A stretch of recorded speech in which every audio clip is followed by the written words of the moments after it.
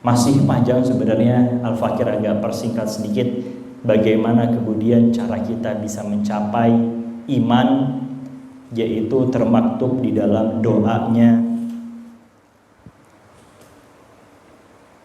Di dalam doanya Sayyidah Fatimah Az-Zahra yang kemudian diriwayatkan dari Imam Ja'far Shadiq. Tadi ketika kita memiliki pertanyaan doa apa yang sebenarnya yang dilakukan, yang dianjurkan oleh para a'immatul ma'sumin, role model kita, teladan-teladan kita, ada orang-orang yang perfect. Jadi ketika kita sudah masuk ke majelis ini, jangan sampai meyakini there is nobody perfect, salah. There is, ada orang-orang yang sempurna, orang-orang yang maksum, dijadikan teladan oleh Allah untuk bisa kita tiru. Loh, itu Ustaz, itu namanya nonsense, tidak bisa kita yakini. Karena mereka ini nabi, mereka ini imam, mereka ini disucikan sesuci-sucinya. Lantas buat apa mereka hidup kalau bukan untuk kita contoh? Jadi semua yang dilakukan oleh Sayyidah Zahra, Rasulullah, imam-imam kita ini pasti bisa kita contoh, kita bisa tiru, karena mereka manusia, bukan wujud malaikat mereka ini. Dan setiap yang berwujud manusia, kita manusia juga bisa kita tiru, tapi kapasitasnya yang mungkin sedikit berbeda. Kapasitas mereka bisa mensyafaati orang lain. Dan memang kita melihat untuk bisa menjadi jari ini 5 harus ada telapaknya. Kenapa kemudian kita meyakini bahwa mereka ini manusia suci, manusia cahaya? Karena cuman mereka yang mendapatkan wahyu. Rasulullah, ana basyarun mithlukum, di dalam surat Kahfi disebutkan, aku ini manusia sama seperti kalian, tapi yuha ilayya, tapi ada pembedanya. Memang aku mendapatkan wahyu, tapi apakah anjuran-anjuran sunnah-sunnahku ini gak bisa kalian ikuti? Tidak bisa semuanya. Kalian berkapasitas, kalian bisa melakukan ini, tapi sampai kepada level yang mendapatkan wahyu itulah yang tidak, ya memang harus ada batasannya. Kalau kita kemarin sempat ada orang-orang yang viral dapat ilham dari malaikat Jibril dari mana, nah itu wallah dan susah untuk kita percayai, karena memang yang bisa mendapatkan wahyu hanya manusia suci. Tapi kita bisa melakukan apa yang dilakukan oleh Rasulullah, yang dilakukan oleh imam-imam suci, tidak hanya di dalam ibadahnya, tapi di dalam kesehariannya, muamalah. Insyaallah nanti dalam kesempatan lain kita akan membahas apa bisnisnya Rasul, apa bisnisnya imam. Imam Ja'far Shadiq itu di dalam satu riwayat, beliau itu jualan bata untuk bisa bangun-bangun rumah. Ini yang tidak banyak kita tahu. Mereka ini hidup ngambil pasir jadi emas. Bisa mereka, betul, tapi tidak bisa dicontoh oleh kita akhirnya. Dan itu menjadi pembeda, jadi ambigu, kita ngikuti apa enggak ini. Kita nggak bisa mengubah tanah pasir jadi emas. Tidak, mereka juga bekerja. Imam Ali Amirul Mukminin selama di Ghasab masa kekhalifahannya ada 500 sumur dan 500 pohon kurma yang dilakukan oleh Amirul Mukminin. Tidak hanya sendirian, tapi juga membentuk kelompok, tapi juga membentuk LSM lain yang dilakukan oleh Imam Ali bin Abi Thalib. Tanpa Imam Ali berangkat semua, hancur semua khalifah itu. Dari mana mereka bisa hidup kalau bukan dari pajak-pajaknya yang dibentuk oleh Amirul Mukminin?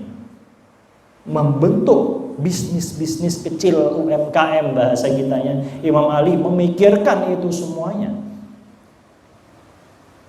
Dan ketika ditanya masalah-masalah tertentu terhadap Khalifah 1, 2, 3 ini, rujuknya kepada Imam Ali bin Abi Thalib. Kalau sudah nggak tahu, ke pintu kota itu, dan ini banyak sekali di Sahih Bukhari dan lain sebagainya. Sehingga kita bottom line intinya adalah kita bisa mengikuti mereka di dalam muamalah kesehariannya, tapi mungkin ibadah-ibadah khusyu'iyahnya kita tidak seperti mereka yang memang melihat lau kusyifal ghita, kata Imam Ali, kalau dibuka tabir ini mazdadtu yaqinan, tidak bertambah lagi yakinku, sudah berada di dalam yakin yang tinggi. Nah, diriwayatkan dari Sayyidah Zahra untuk kemudian, jadi kita tidak hanya melihat Sayyidah Zahra itu hanya duduk tafakkur ibadah melayani suami saja, tidak. Maqam Sayyidah Zahra adalah maqam seorang wanita Sayyidatin Nisa'il Alamin yang juga berdiri di mimbarnya Rasul dan berdakwah sama seperti dakwahnya Rasul. Disebutkan untuk kalian umara, mereka kalian yang mengaku pemimpin, ikutilah cara-cara kami dalam memimpin, dalam berdoa, dalam melakukan keseharian kami. Kemudian diterjemahkan lagi oleh Imam Ja'far Shadiq dan diriwayatkan dari Imam Muhammad Al-Baqir, untuk kalian yang bingung minta apa kepada Allah, ada 25 hal. Ini Al-Fakir baca singkat saja lalu kita masuk ke sesi pertanyaan. Yang pertama, talabtul jannah fawajadtuha fis sakha. Tadi kita minta, sudah jelas apa yang kita minta. Gairah kita, rindu kita untuk bisa mencapai sabar adalah surga. Talabtu, yang pertama kali diminta al-jannah. Kita nggak mungkin nggak minta lain selain surga. Talabtul jannah fawajadtuha fis sakha. Aku meminta surga, ketemukan di kedermawanan. Bagaimana cara kita mendapatkan surga? Adalah dengan kita dermawan, kita Ahlul Bait. Yang kedua, talabtu afiyah fawajadtuha fil uzlah. Dan aku meminta afiyah, sehat jasmani dan rohaniku, kutemukan itu di uzlah. Artinya ini adalah doa, yang kemudian doa tadi ini cara-cara kita mencapainya adalah dengan perbuatan yang selanjutnya. Jadi untuk kita bisa mendapatkan surga harus dermawan. Tidak hanya dengan materi, imateri. Membantu orang lain pun juga adalah salah satu sifat dermawan. Yang kedua, ketika minta afiah, kita minta sehat jasmani rohani, kutemukan itu di uzlah. Uzlah itu artinya menyendiri dengan Allah Subhanahu wa ta'ala. Nah, kalau orang mungkin nggak tahu tentang bertapa orang-orang dahulu, wali-wali songo itu ketika mencapai makom tertentu mungkin ziarahnya itu hanya kepada manusia-manusia yang memang teladan, dan dia uzlah, nginep di situ, menyendiri, bertopo bahasanya. Ini mendapatkan afiah. Nanti bisa kita, ini banyak nanti anak mungkin Al-Fakir tahu di benak-benak kita, nanti mungkin akan ada imajinasi yang lain terhadap bertapa, tapi kita akan menjelaskan di momen yang lain insyaallah. Yang ketiga, wa talabtu thaqalal mizan fawajadtuhu fi syahadah an la ilaha illallah Muhammadun Rasulullah. Dan ketika daku meminta timbangan berat nanti di mizan, tidak lain adalah dengan sering-sering mengucapkan syahadatku kepada Allah, asyhadu an la ilaha illallah wa anna Muhammadan Rasulullah. Yang keempat, wa talabtu sur'ah fi dukhuli ila jannah fawajadtuha fil amalillahi ta'ala. Dan ketika aku minta, ya Allah pengen cepat-cepat masuk surga, adalah dengan amal kita yang semata-mata karena Allah, bukan karena manusia, bukan karena yang lain. Tidak, kita semuanya karena Allah. Bagaimana cara menjadikan semua amal kita ini hanya kepada Allah? Simpelnya, antara sholat dengan sholat itu kita jaga. Hidupnya kita saat ini sholat duhur, waktu duhur, sholat asar selesai, adalah menjaga diri dari perbuatan baik sampai ke waktu maghrib. Setelah maghrib, isya kita lakukan, kita kepengen cepat-cepat ketemu Allah di waktu nafilatul lail, di dalam tahajud, di dalam subuh. Setelah subuh kita kepengen bisa tidak berubah diri kita sampai ke waktu duhur. Seperti itu terus. Menjaga waktu sholat adalah menjaga diri kita untuk bisa mustaqim. Dan ini semuanya karena Allah. Tidak ada lain kita kecuali beribadah kepada Allah. Manifestasi manusia tidak kuciptakan al-insa wal jin illa liya'budun, hanya untuk menyembah Allah. Al-Fakir percepat. Wa talabtu hubbul muwatafajjadah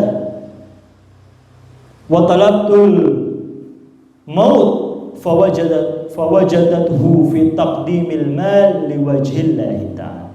Dan ketika aku meminta untuk cinta terhadap kematian, nah, kita ini pernah cinta nggak dengan mati? Ini berat pembahasan kita mungkin untuk pembahasan yang selanjutnya, tapi ini adalah doa yang dianjurkan untuk kita berdoa. Nanti kita setelah selesai sholat ataupun dalam keseharian kita, ya Allah, buatlah hamba untuk mencintai kematian, bukan takut kepada kematian.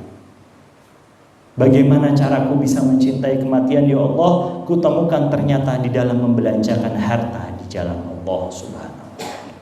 Membelanjakan harta kita semuanya untuk fisabilillah. Wa talabtu halawatal ibadah fawajadtuha fit tarkil ma'siyah. Dan ketika aku meminta kenikmatan ibadah, ku temukan di dalam meninggalkan maksiat.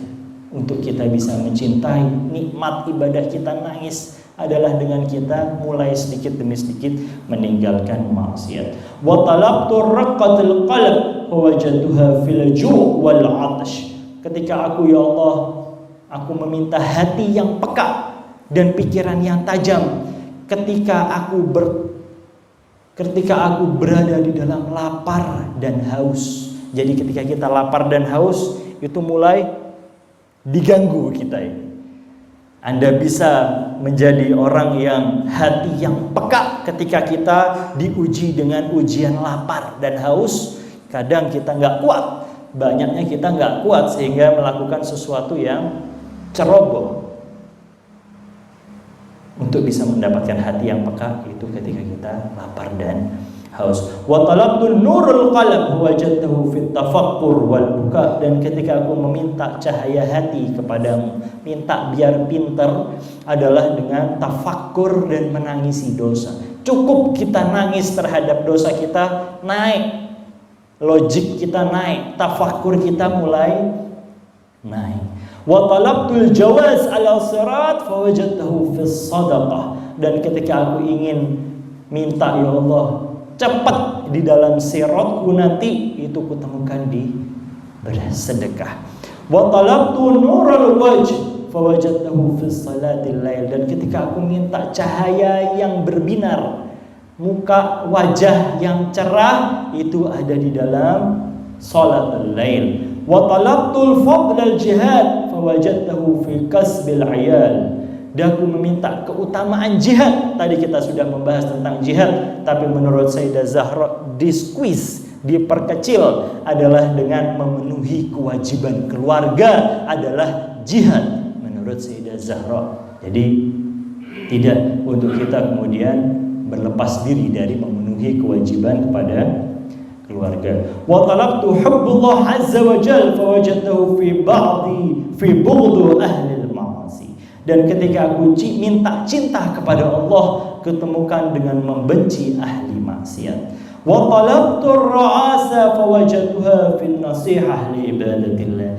Dan ketika aku meminta kepemimpinan, ingin menjadi pemimpin, yaitu ketemukan nasihat di ibadatillah. Ketika kita mau jadi pemimpin, mintalah nasihat dari semua orang-orang yang ada di sekeliling kita. Banyak sekali pemimpin yang tidak mau dinasehati. Padahal pemimpin yang baik adalah yang harus dinasehati. Ini jangan kita masuk ke politik dulu, masih suci pembahasannya. Wa talabtu faraghal qalb wajadtuhu fi qillatil mal. Dan ketika aku ya Allah minta kelapangan hati agar hatiku ini lebar, kutemukan di sedikitnya harta. Kalau kita lagi sedikit, harta kita lagi sedikit, dada kita ini cenderung lebar. Nanti kalau sudah mulai dapatnya banyak, masih lebar apa enggak hati kita, itu dites dari kelapangan hati kita ini tadi. Wa talabtu azaimil umur fawajadtuha fis sabr. Dan ketika aku minta tegar dalam kehidupan, kutemukan di dalam sabar. Wa talabtu syaraf fawajadtuhu fil ilm. Ketika aku minta diriku ini bisa mulia, adalah di ilmu, untuk bisa meninggikan derajat kemuliaan seseorang. Wa talabtul ibadah fawajadtuha fil wara. Dan ketika aku minta ibadah, ternyata wara adalah semua manifestasi dari ibadah. Berhati-hati. Jadi wara itu artinya tadi itu waspada, tazkiyatun nafs. Wa talabtur raha fawajadtuha fi zuhud. Dan ketika aku meminta kesenangan, malah ketemunya itu ada di zuhud. Zuhud itu adalah tabah menghadapi ujian. Bukan hanya kita tidak mencintai dunia, tapi kita bisa tabah dalam menghadapi ujian-ujian kehidupan. Wa talabtu raf'ah fawajadtuha fit tawadhu. Dan ketika aku minta ketinggian kehidupanku diangkat menjadi derajat yang tinggi, adalah dengan tawadhu. Wa talabtul izza fawajadtuhu fis sidq. Dan ketika aku minta izz, itu juga merupakan kemuliaan, kutemukan di dalam bertatap tutur yang jujur, yang benar. Wa talabtu 21. Wa talabtu dhillah fawajadtuha fil shaum. Dan ketika aku minta kerendahan hati, ternyata aku temukan di berpuasa. Jadi kenapa pentingnya berpuasa? Adalah untuk ngerem diri kita, menurunkan derajat kita kepada Allah Subhanahu wa taala. Wa talabtul ghina fawajadtuhu fil qanaah. Ketika aku minta kaya. Jadi minta kaya ini urutannya di nomor 22. Jangan kemudian kita taruh di nomor 1. Wa talabtul ghina fawajadtuhu fil qanaah. Ketika ya Allah aku meminta kekayaan, ternyata aku temukan di merasa puas, di qanaah. Itu adalah kekayaan yang sejati ketika kita mencapai rasa cukup. Semoga cukup buat haji. Mintanya jangan kaya, mintanya yang berkecukupan. Mau mantu cukup, mau beli rumah cukup. Jadi beda antara qanaah dengan ghina. Ya, jadi wa talabtul ghina fawajadtuhu fil qanaah. Wa talabtul ins fawajadtuhu. Wa talabtul anas fawajadtuhu fil qiraatil Qur'an. Dan aku ingin minta selamat dari bala, ternyata aku temukan di dalam membaca Al-Qur'an. 24. Wa talabtus sahbatun nas fawajadtuha fi husnil khalaq. Ketika aku minta banyak teman-teman, maka ternyata ada di akhlak yang mulia. Dan yang terakhir, ketika wa talabtu ridallah. Dan ketika aku meminta ridhonya Allah, fawajadtuhu fi birril walidain. Ketika aku minta ridhonya Allah, tidak ada lain kita minta selain apa di dalam keridhaan kita di dunia kita ini. Ternyata kata Sayyidah Zahra, fawajadtuha fi birril walidain. Sallallahu ala Muhammad wa alihi.